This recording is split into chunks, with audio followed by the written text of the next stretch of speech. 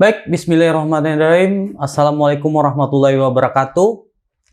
Kembali lagi kita bersama Revol Official Channel dalam program Citasi.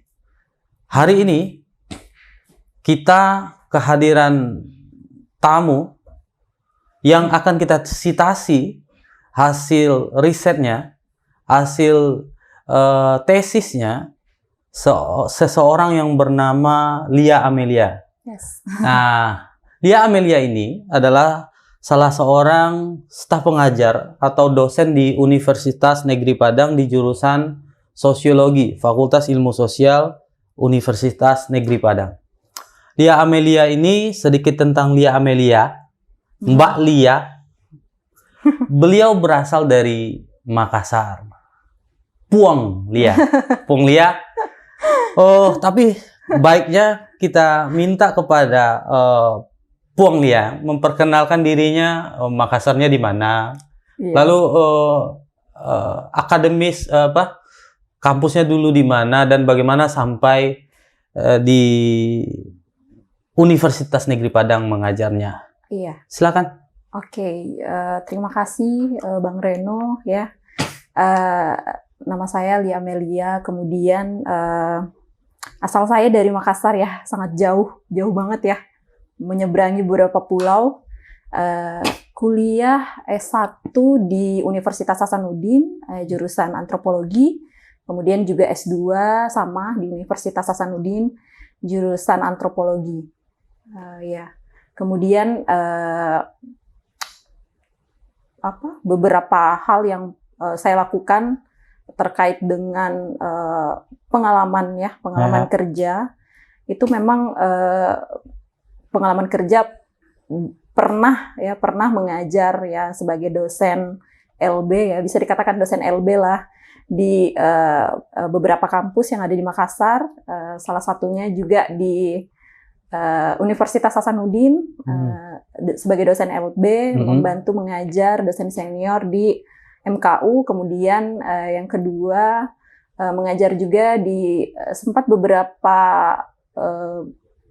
bulan mengajar di Universitas Makassar, Negeri Makassar di jurusan pendidikan antropologi, kemudian pada saat itu juga sambil mengajar juga nih di Universitas Muslim Maros ya. Wow, iya. Banyak juga tempat ya, mengajar sebagai UAML. Ya, untuk ajang mencari pengalaman lah gitu, seperti itu. Kemudian pas ada pembukaan pendaftaran untuk pegawai negeri perekrutan untuk CPNS, saya lihat ada jurusan antropologi nih di universitas yang terbuka di Universitas Negeri Padang. Kebetulan memang saya sudah lama tertarik dengan orang Padang atau bagaimana? Salah satunya juga itu tertarik karena memang suami saya juga orang Minang ya. Begitu. Jadi memang menurut saya sangat tertarik juga dengan culture dari Minangkabau ini. Jadi akhirnya saya memilih Universitas Negeri Padang sebagai salah satu tujuan saya untuk meniti karir seperti itu. Baik, permisa. Kita bersama seorang antropolog yang bernama Lia Amelia. Kita akan mensitasi sebuah tesis dengan judul Sex After Clubbing. Penggunaan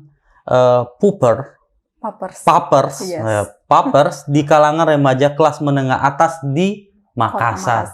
Ya. Ini ngeri-ngeri sedap juga nih judulnya, penggunaan Puppers di kalangan remaja kelas menengah atas di Makassar. Kota Makassar. Ini penelitiannya sedikit abstrak saja nih. Penelitiannya tentang apa ini sebenarnya, Bu Amel? Penelitian ini sebenarnya fokusnya ke seksualitas dan bagaimana sih seksualitas dan hedonisme remaja yang ada di kota besar ya. Kan kita ketahui Makassar ini merupakan salah satu kota besar juga yang ada di Indonesia.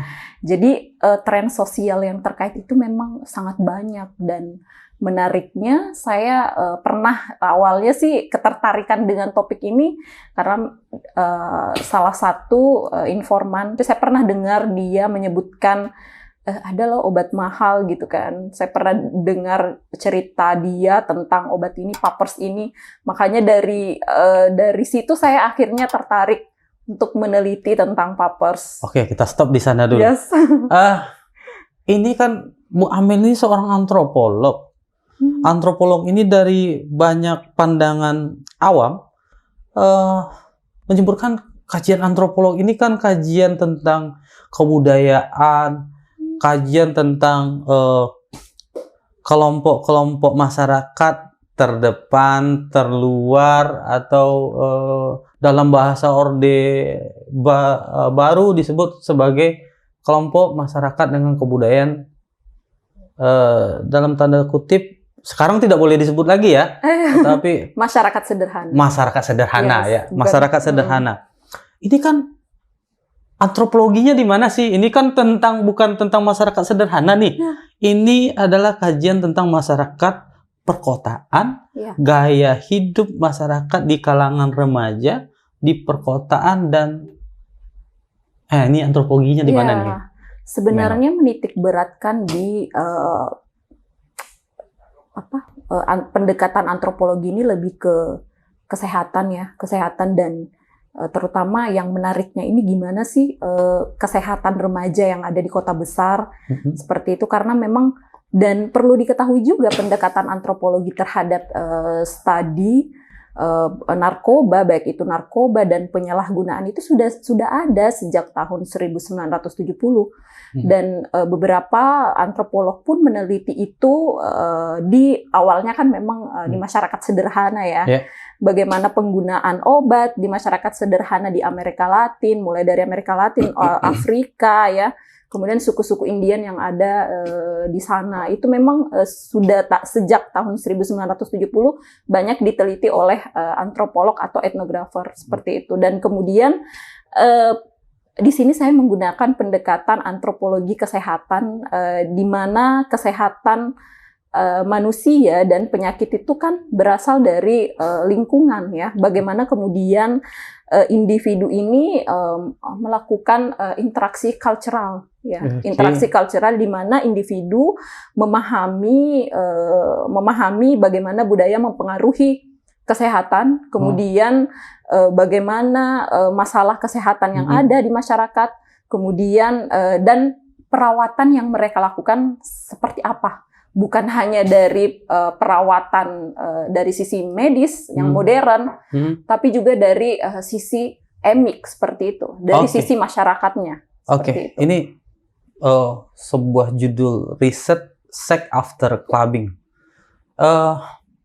Kalau dosen bertanya, ini apa sih masalah dari penelitiannya ini, Bu Amel? Apa yang menjadi masalah dari penelitian ini?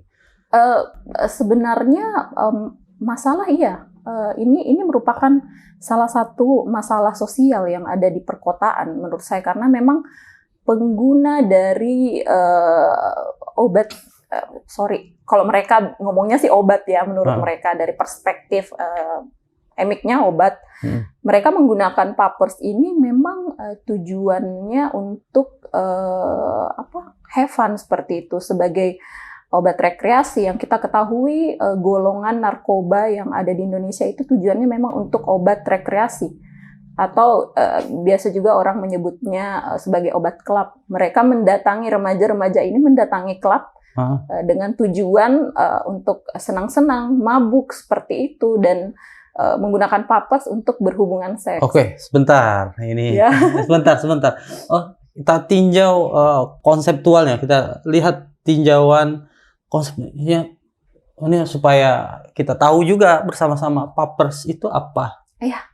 Papers itu dari sebenarnya ada perspektif medisnya, kemudian ada juga perspektif pengguna, atau biasa juga kalau kita sebut itu perspektif emik ya, dari penggunanya. Kalau dari perspektif medis, Papers ini dari segi kandungan itu mengandung alkyl nitrit dan nitrit isobutil. Nah, dari Apa itu? Ya, ini memang sebenarnya mengarah agak ke kimia ya. Mengarah agak ke kimia. Jadi alkyl nitrit ini merupakan suatu zat ya yang terkandung di dalam papers yang memiliki manfaat untuk menghilangkan rasa sakit. Papers menghilangkan rasa sakit. Yes, menghilangkan rasa sakit. Oke. Nah, dengan tujuan jadi ketika mereka menggunakan papers dengan harapan. Bentar dulu. Sebelum mereka menggunakan ini menarik.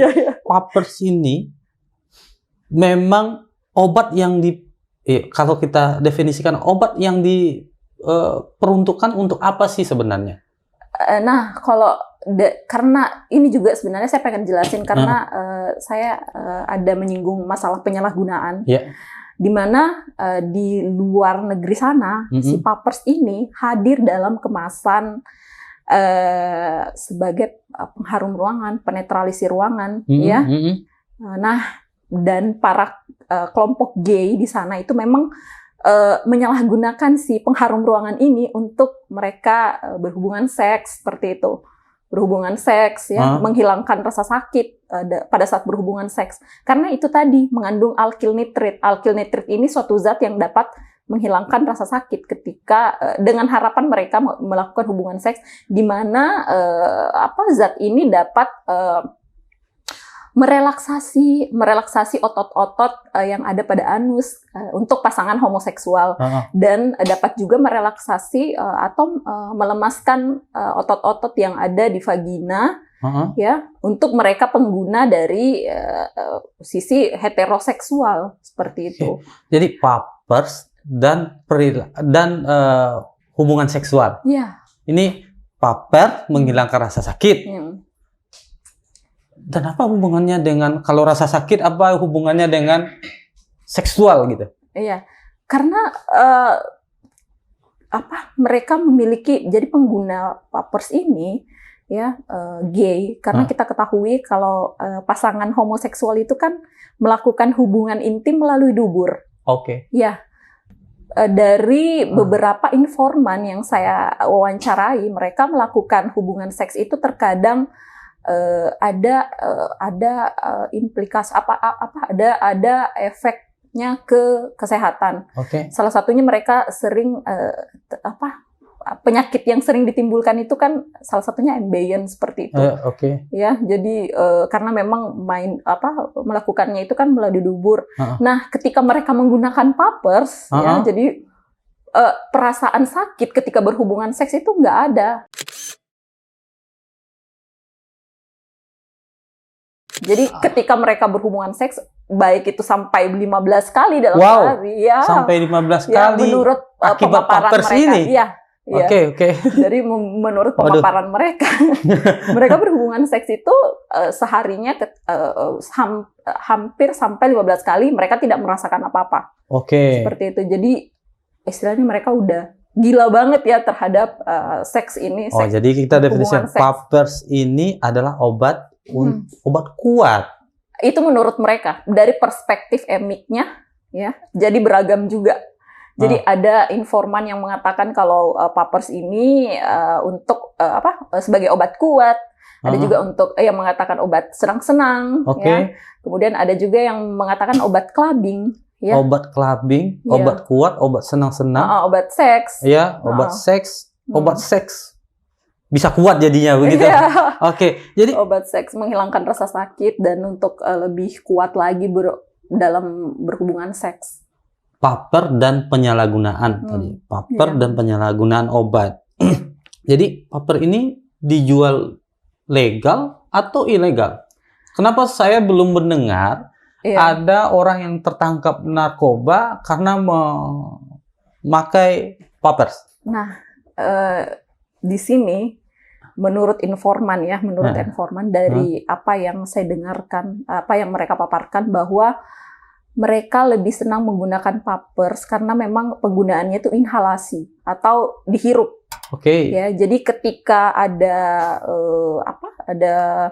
pemeriksaan oleh BNN ya ataupun sejajarannya di tempat clubbing, itu susah terdeteksi kan biasanya BNN itu kan make air seni ya, Iya, iya. untuk diperiksa apakah memang ini urinnya mengandung zat adiktif atau enggak. Iya. Jadi di papers ini kan dihirup tuh. Iya. Jadi dia susah untuk terdeteksi seperti itu. Jadi papers. Jadi sebenarnya sih sekarang ini kan papers belum belum begitu dikenal oleh ataupun belum ada kebijakan terkait papers. dengan papers ini. Jadi mereka bebas aja belinya di sex shop.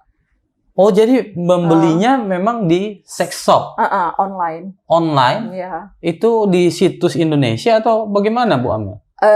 Saya menelitinya dari tahun 2016. Waktu itu mereka belinya secara online dari website internasional. Internasional. Ya.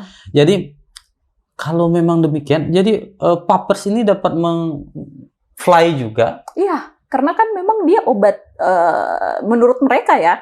Karena menurut mereka memang ini obat rekreasi untuk obat senang-senang. Jadi gimana sih mereka mengkonsumsi obat ini biar cepat nge-fly gitu. Jadi kebijakan pun belum ada. Iya. Jadi apa sih sebenarnya? Tadi sudah diceritakan lah, efek dari papers ini adalah fly, rekreasi, tidak ada rasa sakit, dan pada saat berhubungan seks. Pada saat berhubungan seks. Di tulisan Bu Amel, tesisnya saya baca, ini ada kalau memakai papers berhubungan itu seperti bisa membayangkan ketika berhubungan dengan Lee Min Ho gitu. Ya, apakah memang sampai demikian? Iya, jadi sebenarnya pengguna ini memiliki fantasi seks yang luar biasa seperti itu. Jadi seolah-olah karena ketika menggunakan papers dan pada saat mereka nge-fly hilang istilahnya tingkat kesadarannya berkurang. Jadi apa yang menjadi fantasi mereka ya terhadap pasangan seks mereka itu mereka dapat terwujudkan seperti itu. Jadi ketika mereka berfantasi ingin berhubungan seks dengan artis Korea ya, jadi itu bakalan bakalan terwujud gitu. Terwujud fantasi ya? Iya, fantasi tersalurkan. Oh, Bu Amel, ini kan penelitian ini nggak mudah ya? Yes, gimana cara dapat datanya nih? Membangun raportnya memang agak sulit ya. Apalagi background dari informan memang ada beberapa orang yang baik dari segi etnis ya, suku bangsa itu berbeda dan agama pun berbeda seperti itu. Jadi benar-benar hampir ungkapan itu hampir menghalalkan berbagai cara lah, tapi dalam segi yang masih wajar gitu kan. Gimana nih menghalalkan segala cara? Menghalalkan segala cara ini dari segi yang maksudnya masih wajar gitu kan, yang tidak merugikan diri sendiri seperti itu. Jadi saya beberapa kali ikut mereka hangout istilah anak zaman now, hangout di beberapa tempat yang menurut saya itu agak relatif agak mahal ya. Jadi tempat nongki mereka itu memang mahal-mahal karena seperti yang saya tegaskan tadi memang ada gap di situ antara ada stratifikasi yang mereka bangun sendiri. Ya, jadi mereka ini sekelompok gay ya ataupun sekelompok clubbers ya yang memang membedakan kelas mereka dengan mereka itu nggak mau dikatakan gay ecek-ecek lah seperti itu dan gay mereka membangun stratifikasi itu sendiri. Ya, jadi ketika mereka hangout ya otomatis saya ikut. Kemudian istilahnya saya membangun raport lah dengan informan. Kemudian mereka kemana, umpamanya ke diskotik atau klub gitu kan, saya ikut ya, walaupun ikut clubbing juga. Iya, enggak, maksudnya saya enggak ikut dance clubbing enggak, tapi saya mengunjungi tempat clubbing iya, dan menemani mereka karena mereka memang anak-anaknya yang remaja memang yang hedonis, yang memang hedon ya, yang seperti itu, jadi di tempat clubbing pun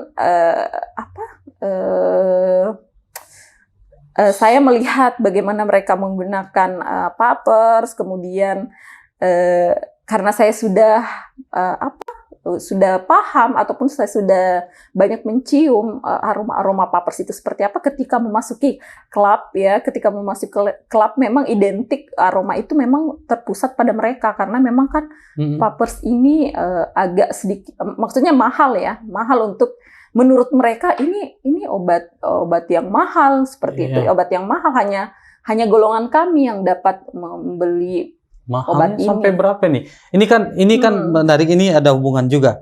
Penggunaan papers bagi remaja kelas menengah atas. Yes. Ini banyak digunakan di sana atau memang bagaimana? Memang pergaulan mereka bukan hanya di Kota Makassar aja ya. Jadi pergaulan mereka memang kelompok clubbers ini memang pergaulannya sudah lintas negara lah, bisa dikatakan seperti itu. Internasional ya? Internasional karena memang background mereka sendiri termasuk orang-orang yang bisa dibilang maksudnya orang berada seperti itu di Makassar. Jadi untuk memperoleh obat itu mereka mengeluarkan budget yang lumayan juga. Ini berapa sih mahalnya? Waktu itu 2016, saya kurang tahu sekarang. 2016 mereka mengeluarkan uang sampai budget 2,5 lah, 2.500.000 untuk satu botol papers dengan kemasan 5 mil. 5 mil itu? 5 mil kecil ya. Kecil, botol kecil ya? Iya. Itu untuk digunakan berapa? Karena memang penggunaan papers ini bagi informan, karena kan ada dua tuh. Yang pertama untuk clubbing, kemudian yang kedua itu untuk seks. Oke. Iya, jadi untuk clubbing ini biasanya durasi hirup ya, bisa dikatakan durasi hirupnya itu agak singkat. Jadi kalau untuk clubbing aja itu kan hemat. Tapi kalau dipakai untuk seks, pasti yang manfaat yang diinginkan pun itu kan besar jadinya. Jadi mereka untuk seks ini durasi hirupnya agak lama. Jadi mungkin 5 mil itu sebentar kalau mereka menggunakan itu untuk clubbing dan untuk seks. Jadi mencari data ini tentu prosesnya lama. Yes, lama. Menyesuaikan diri dulu, bergaul dengan mereka dulu. Iya. Karena kan teknik penentuan informan pun itu kan snowball sampling. Ya, jadi berangkat dari informan kunci, kemudian dari informan kunci kemudian yang menunjukkan ke informan yang lainnya ini yang pengguna papers. Berapa lama risetnya Bu Amel? Dari terakhir kemarin saya masih mengumpulkan data di 2019. Jadi dimulai di 2016 sampai 2019. Baru kelar. Ya, risetnya baru kelar karena menurut saya itu baru kelar karena di 2019 saya masih ada, menurut saya masih ada beberapa data yang kurang. Jadi saya pada saat itu juga masih sering berhubungan sama mereka untuk melengkapi data saya. Masih ada komunikasi dengan kelompok itu. Jadi, nah biaya tentu mahal juga ya? Iya. Risetnya berapa? Mungkin ada di atas 5 jutaan lah.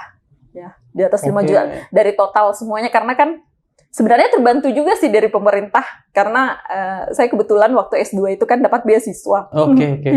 Dari pemerintah. Jadi ada istilahnya uang penelitian. Jadi pada saat ingin penelitian dapat beasiswa gitu dari pemerintah. Jadi uang itu memang dikelola untuk riset ini. Karena untuk kontennya sendiri itu kan kita ngetes dulu ke BP POM yang ada di Makassar untuk satu zat yang ada di dalam konten itu, dalam papers ini itu biayanya 2 jutaan. Jadi kalau umpamanya ada beberapa zat yang penting dalam konten ini itu mungkin habis 5 jutaan lah. Berarti Bu Amel juga memeriksakan papersnya itu. Apa sih kandungan yang ada dalamnya? Karena memang dari penelitian sebelumnya saya memang ada beberapa orang yang meneliti juga tentang papers ini, tapi di luar ya, karena saya memang pada saat itu juga mencari di Indonesia dan memang di Indonesia ini belum ada yang meneliti tentang papers ini. Jadi saya merujuk dari sumber yang ada di luar. Nah, saya lihat dan hasil penelitian saya baca, loh kok beragam juga yang zat-zat yang terkandung dalam papers ini dan manfaatnya itu beda-beda. Tapi mereka memang menggunakannya rata-rata memang digunakan oleh LSL ya. Lelaki seks lelaki istilahnya. LSL itu lelaki seks lelaki atau homoseksual yang ada di luar sana. Beda dengan di sini di Indonesia di Makassar. Bukan hanya homoseksual yang menggunakan papers ini, juga heteroseksual. Dan mereka menggunakannya itu bukan hanya untuk seks tapi juga untuk clubbing.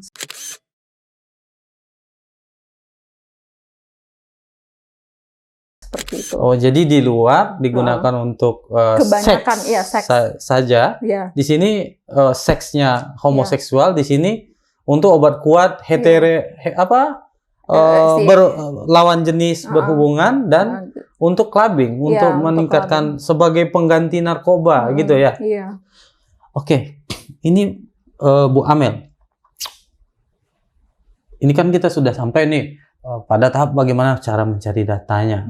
Artinya memang Amel itu dan pada sebelum saya potong, ini mungkin hal yang penting juga untuk penelitian-penelitian yang sensitif. Karena sebelum kita melakukan wawancara, bagaimana kita membangun rapor itu memang benar-benar si informan ini percaya sama kita kalau data ataupun identitas mereka nggak bocor, kita membagikan semacam pedoman untuk wawancara. Iya, bisa dikatakan pedoman wawancara, tapi lebih ke kayak semacam perjanjian seperti itu. Jadi perjanjiannya itu bahwa kami sebagai peneliti kita menjelaskan penelitian kita ini tujuannya untuk apa.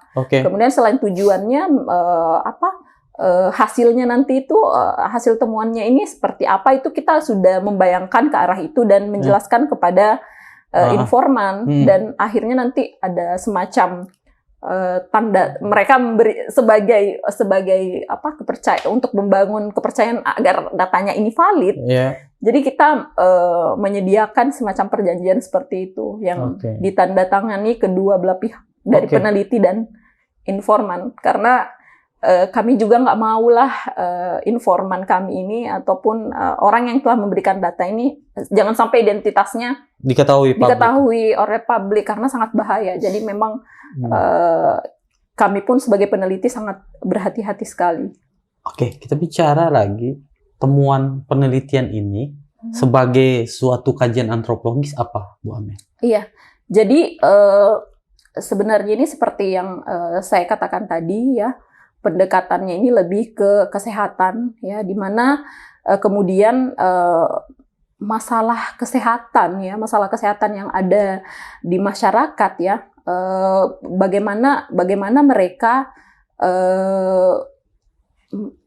menyelesaikan masalah tersebut dengan cara bisa dikatakan perawatan yang mereka lakukan ini diselesaikan dengan cara mereka sendiri ya, seperti dari perspektif mereka sendiri, perspektif masyarakat, karena kan memang masalah mereka ini ya di golongan mereka, menurut mereka masalah mereka ini yaitu pada salah satunya yaitu pada saat mereka berhubungan seks ya. Bagaimana mereka menanggulangi rasa sakit ya, karena kita ketahui kan seks merupakan salah satu kebutuhan juga yang harus dipenuhi oleh manusia.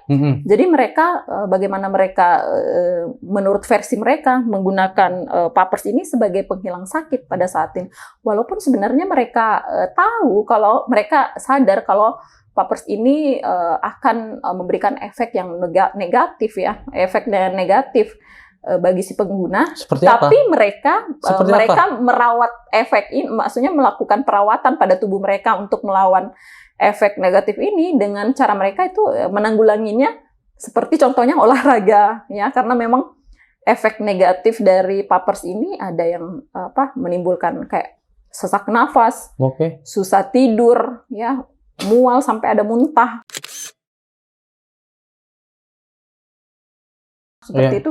Jadi menurut persepsi mereka ya, perspektif mereka, jika dan itu berhasil ya menurut mereka olahraga yang sesak nafas, tadi contohnya mungkin si Tom ya, ada saya samarkan namanya Tom itu, kalau dia menggunakan papers dia sampai sesak nafas sesak nafas, apa tapi mereka enggak, karena papers ini bersifat adiksi gitu. Jadi kecanduan. Iya, jadi efek candu itu memang terasa buat mereka karena mereka nggak bakal bisa lepas ataupun nggak bakal bisa meninggalkan si papers ini karena memang yang tadi saya katakan itu. Jadi sangat berfungsi untuk mereka. Jadi sangat berfungsi dalam berhubungan seks, apalagi di LSL ini. Lelaki seks lelaki ini. Jadi memang mereka berolahraga ya, seperti renang, ada yang gimnastik juga, kemudian ada yang diet ya, sampai diet mereka mengkonsumsi sayur-sayuran, buah-buahan yang memang menurut pemahaman mereka kandungan dari buah-buahan dan sayur-sayuran ini akan menekan efek negatif dari si papers. Tapi yang menurut saya yang salut juga mereka ngepapers tapi mereka juga masih ngebir gitu, masih istilahnya masih minum-minuman keras itu tetap ya mereka lakoni maksudnya sampai saat ini saya melihat mereka masih sehat saja seperti itu walaupun mereka menggunakan papers.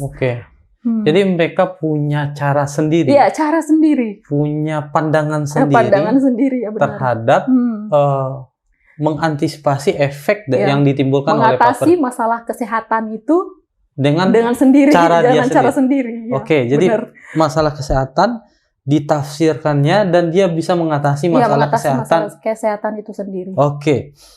Itu temuan yang pertama. Jadi lalu apa sih temuan lain dari konklusi atau temuan kesimpulan dari temuan Bu Amel yang lainnya dari penelitian ini? Sebenarnya itu tadi di awal memang saya sudah memaparkan terkait temuan. Memang dalam penelitian ini ada 3 tema.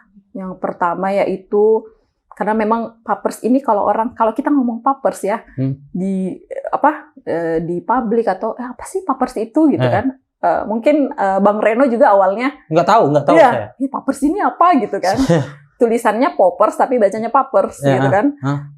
Apa sih papers ini? Jadi tema yang ditemukan dalam penelitian ini memang ada 3 yaitu mengenalkan apa itu papers ya. Kemudian papers itu kan dari perspektif yang saya jelaskan tadi, perspektif medis dan emik ya. Dia memaknai sendiri memaknai sendiri. Kemudian yang kedua yaitu untuk apa sih papers ini gitu. Itu kan udah dijelaskan, udah dipaparkan juga di awal kan. Kemudian yang ketiga bagaimana mereka menanggulangi yang tadi saya jelaskan juga.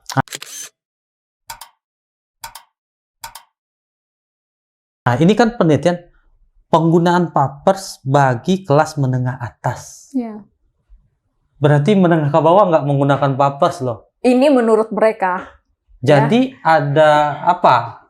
Ada itu yang kita bahas tadi juga ya, bagaimana mereka membangun stratifikasi itu. Jadi jadi mereka mengatakan kalau saya ini adalah gay high class gitu.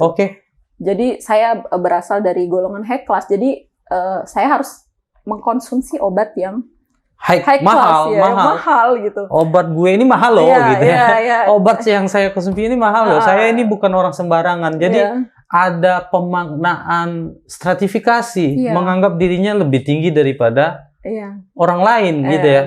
Dari golongan yang hampir, maksudnya golongan gay juga, maksudnya golongan homoseksual juga, tapi mereka menganggap mereka itu yang high-nya gitu, yang high class karena mereka menurut mereka jadi ada gay yang memang low class. Enggak, maksudnya yang di bawah mereka gitu golongannya. Berarti pengguna papers ini adalah kalau dia anak klub yang paling hebatnya, yang paling bergengsinya.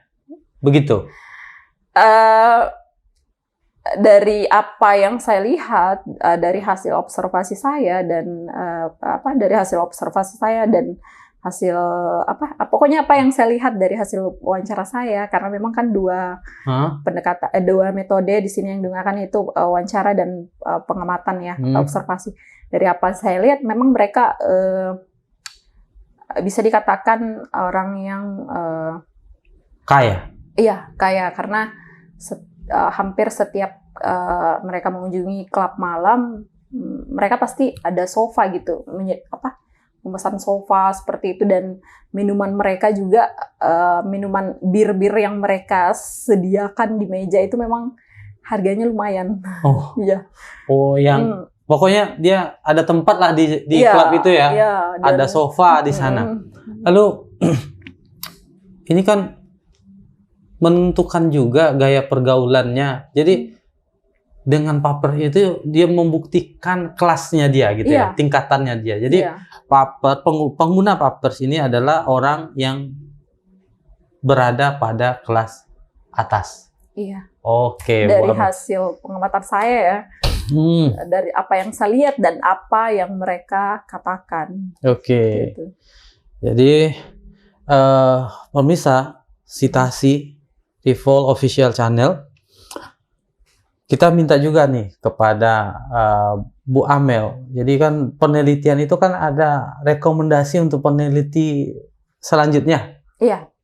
Apa sih yang masih tersisa dari riset ini yang bisa diteliti lebih lanjut oleh mungkin tidak hanya sekedar riset antropologi, mungkin juga bisa riset sosiologi ataupun riset-riset dari bidang ilmu lainnya. Apa kira-kira yang bisa kita riset?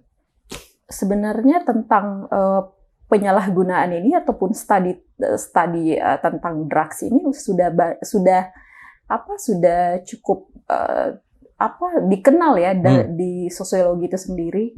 Ya, salah satunya mungkin ada salah satu tokoh ya yang namanya Terry Williams. Ya dia memang banyak konsennya terhadap studi-studi yang berkaitan dengan drugs itu ataupun penyalahgunaan. Mungkin bisa langsung dicek bukunya, itu ada saya rasa di Google dan bisa di-download walaupun dalam bahasa Inggris ya.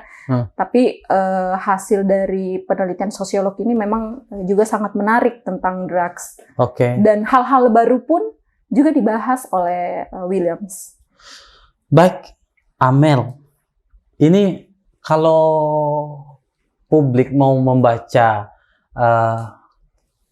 artikel ini, membaca penelitian ini dapat dibaca di mana?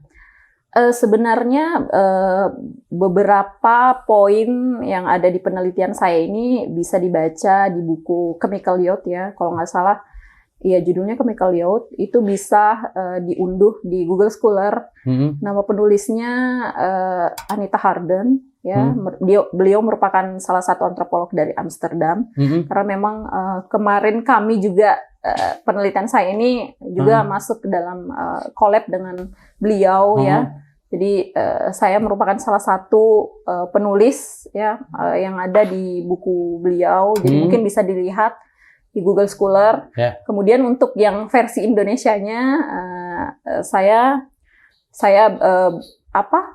dibantu dan dibantu, dan memang sosok pembimbing saya ini merupakan salah satu orang yang banyak membantu. Kemudian yang memang konsentrasinya terhadap seksualitas dan gender, namanya Profesor Nurul Ilmi Idrus ya. Dan mungkin nanti akan diterbitkan dalam bentuk buku oleh beliau seperti itu. Jadi karya Bu Amel ini sudah ditulis oleh seorang antropolog, sudah dimasukkan dalam bukunya seorang antropolog, Anita. Bukan hanya penelitian ini saja, banyak penelitian yang menarik tentang Chemical Youth di dalam tulisan beliau yang mungkin bisa kita lihat ataupun baca ya, hal-hal apa saja sih yang menarik dari tema ini, itu banyak di dalam buku Prof. Anita. Jadi pemirsa, karya-karya tentang Lia Amelia ini dapat kita lihat di Google Scholar-nya dia. Kalau kita klik Google Scholar, kita ketik Lia Amelia UNP, itu akan keluar beberapa karya atau tulisan Lia, terutama tulisan tentang sex after clubbing, pengguna papers di kalangan remaja menengah atas di Makassar. Iya. Itu dapat dilihat di sana.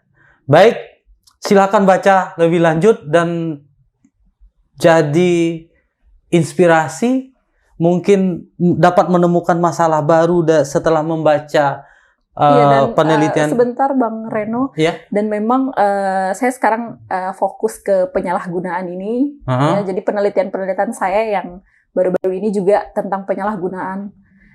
Jadi kemarin itu ada penyalahgunaan zat kimia juga di Pantai Purus Padang oleh pengamen anak. Apa itu yang salah gunakan? Ya, yang disalahgunakan itu ya lem ya, menghirup lem. Oke. Jadi yang sekarang ini baru-baru ini juga saya melakukan penelitian tentang penggunaan pemutih kulit ilegal oleh